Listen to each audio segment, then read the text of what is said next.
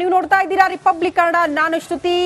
ನಕ್ಸಲ್ ನಾಯಕ ವಿಕ್ರಮ್ ಗೌಡ ಎನ್ಕೌಂಟರ್ ಪ್ರಕರಣಕ್ಕೆ ಸಂಬಂಧಪಟ್ಟಂತೆ ಇವತ್ತು ಶವ ಸಾಗಿಸ್ತಾ ಇದ್ದಂತ ಆಂಬ್ಯುಲೆನ್ಸ್ ಕೂಡ ಪಲ್ಟಿಯಾಗ್ಬಿಟ್ಟಿದೆ.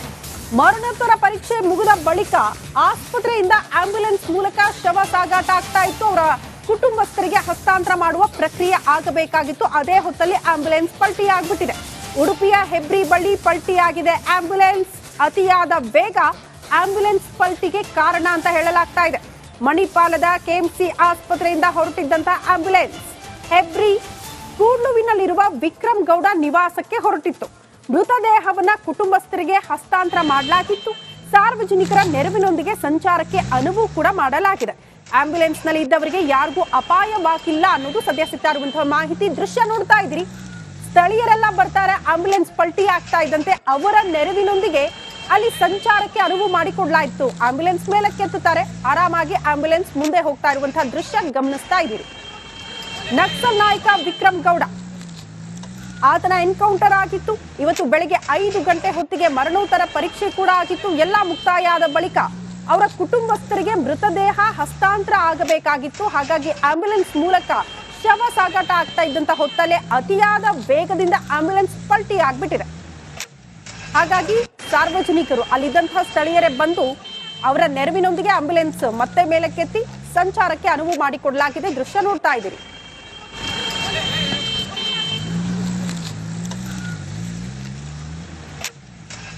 ಈ ಬಗ್ಗೆ ಮತ್ತಷ್ಟು ಡೀಟೇಲ್ಸ್ ಅನ್ನ ಕೊಡ್ತಾ ಹೋಗ್ತಾರೆ ನನ್ನ ಸಹೋದ್ಯೋಗಿ ಭೀಮಾ ನಾಯಕ್ ನೇರ ಸಂಪರ್ಕದಲ್ಲಿ ಜಾಯಿನ್ ಆಗ್ತಿದ್ದಾರೆ. ಭೀಮಾ ನಾಯಕ್, ಎಕ್ಸಾಕ್ಟ್ಲಿ ಏನಾಯ್ತು?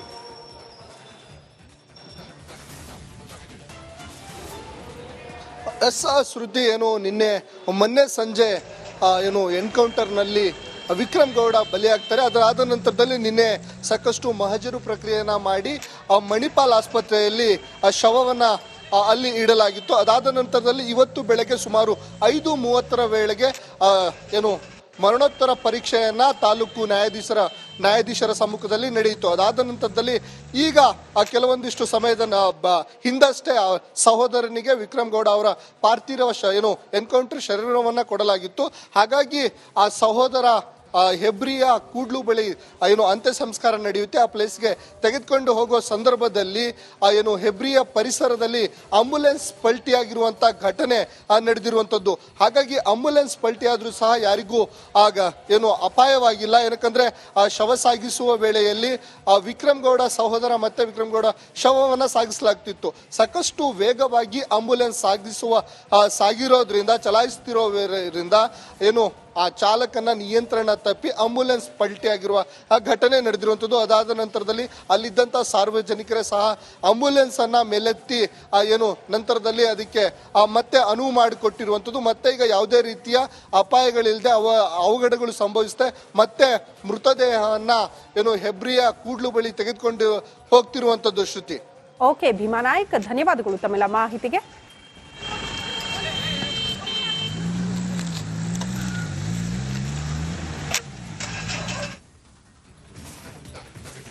ನಕ್ಸಲ್ ನಾಯಕ ವಿಕ್ರಮ್ ಗೌಡ ಎನ್ಕೌಂಟರ್ ವಿಚಾರಕ್ಕೆ ಸಂಬಂಧಪಟ್ಟಂತೆ ಸಹಜವಾಗಿ ಒಂದಷ್ಟು ಹೇಳಿಕೆಗಳು ಕೂಡ ಹೊರಗಡೆ ಬರ್ತಾ ಇದೆ.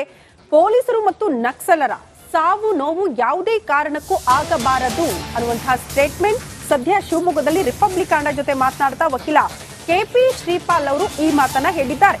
ವಿಕ್ರಮ್ ಗೌಡ ಎನ್ಕೌಂಟರ್ ಇದೊಂದು ವಿಷಾದನೀಯ ಸಂಗತಿ. ನಕ್ಸಲ್ ಶರಣಾಗತಿ ಪುನರ್ವಸತಿ ಸಮಿತಿ ಸದಸ್ಯ ಶ್ರೀಪಾಲ್ ಹೇಳಿಕೆ ಕೊಟ್ಟಿದ್ದಾರೆ. ರಾಜ್ಯದಲ್ಲಿ ಕಳೆದ 15 ವರ್ಷಗಳಿಂದ ನಕ್ಸಲ್ ಚಟುವಟಿಕೆ ಇರಲಿಲ್ಲ ಅಂತ ಶಿವಮೊಗ್ಗದಲ್ಲಿ ರಿಪಬ್ಲಿಕ್ ಕನ್ನಡ ಜೊತೆ ವಕೀಲ ಕೆಪಿ ಶ್ರೀಪಾಲ್ ಮಾತನಾಡಿದ್ದಾರೆ.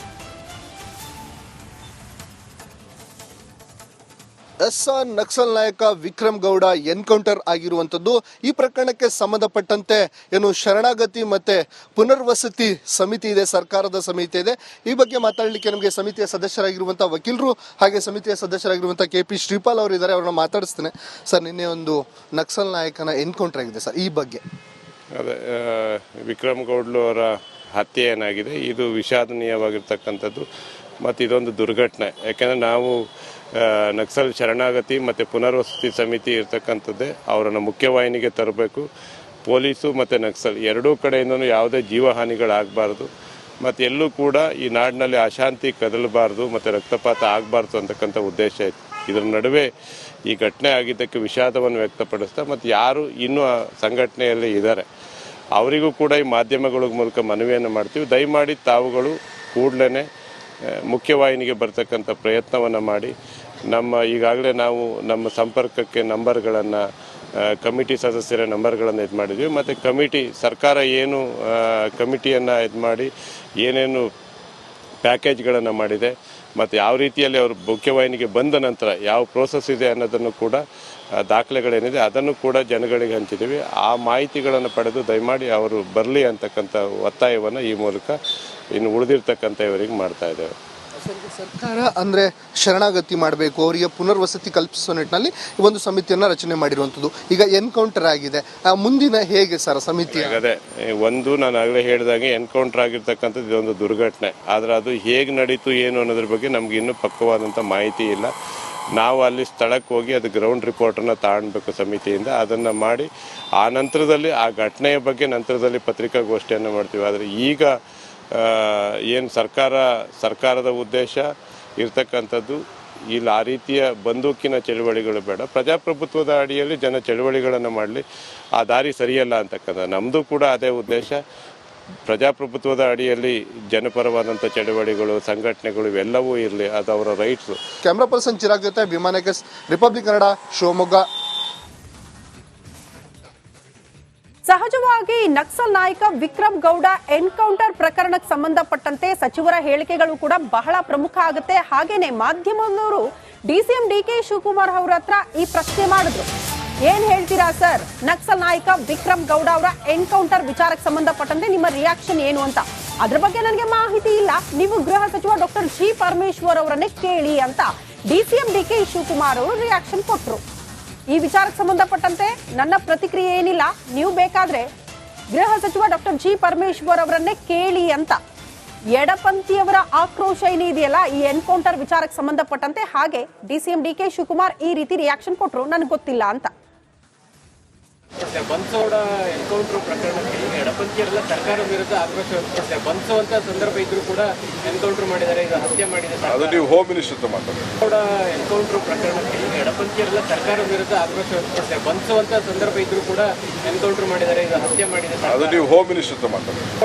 ಎನ್ಕೌಂಟರ್ ಪ್ರಕರಣಕ್ಕೆ ಎಡಪಂಥೀಯರೆಲ್ಲ ಸರ್ಕಾರದ ವಿರುದ್ಧ ಆಕ್ರೋಶ ವ್ಯಕ್ತಪಡಿಸಿದೆ. ಬನ್ಸುವಂತ ಸಂದರ್ಭ ಇದ್ರೂ ಕೂಡ ಎನ್ಕೌಂಟರ್ ಮಾಡಿದ್ದಾರೆ, ಈಗ ಹತ್ಯೆ ಮಾಡಿದ್ದಾರೆ. ಅದು ನೀವು ಹೋಮ್ ಮಿನಿಸ್ಟರ್ ಮಾತಾಡಿ. ಎನ್ಕೌಂಟರ್ ಪ್ರಕರಣಕ್ಕೆ ಎಡಪಂಥೀಯರೆಲ್ಲ ಸರ್ಕಾರದ ವಿರುದ್ಧ ಆಕ್ರೋಶ.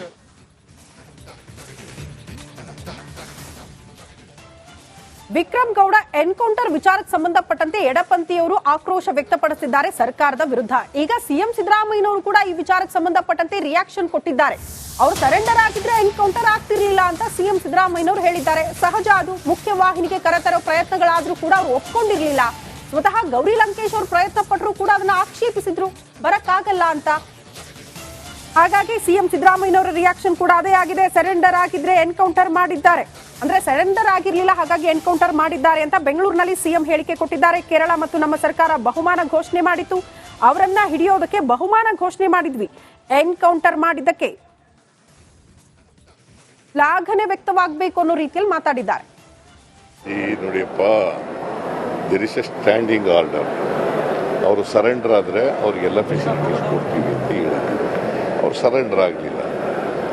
ಕೇರಳ ಸರ್ಕಾರ ಅವ್ರಿಗೆ 25 ಲಕ್ಷ ರಿವಾರ್ಡ್ ಕೊಡ್ತೀವಿ ಅಂತ ಹೇಳಿದ್ರು. ನಮ್ಮ ಸರ್ಕಾರ 5 ಲಕ್ಷ ರಿವಾರ್ಡ್ ಕೊಡ್ತೀವಿ ಅಂತ ಗೊತ್ತಾಯ್ತಾ. ಅವರು ಸುಮಾರು ಕೇಸ್ಗಳಲ್ಲಿ ಇದ್ದರು ಅವರು.